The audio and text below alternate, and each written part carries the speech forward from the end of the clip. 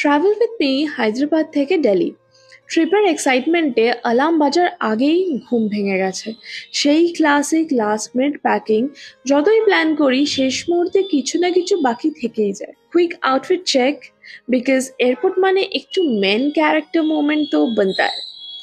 ক্যাবে উঠে straight towards the Hyderabad airport. এখানে ঠান্ডা ঠান্ডা সকালের ব্রিজ ফিল করতে করতে আমি পৌঁছে যাই এয়ারপোর্টে।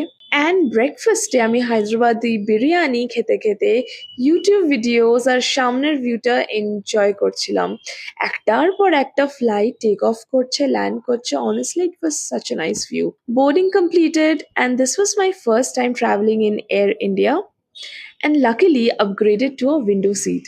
ফ্লাইটে বসে কে ড্রামা দেখতে দেখতে ইন ফ্লাইট ফুডটাও বেশ এনজয় করলাম।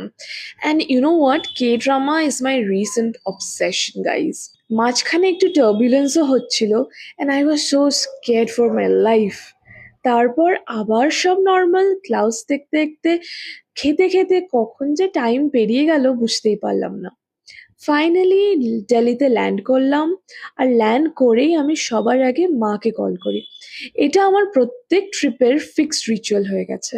Now I am going towards the hotel that I booked in Delhi. এবার শুরু হবে দিল্লির অ্যাডভেঞ্চার। Stay tuned.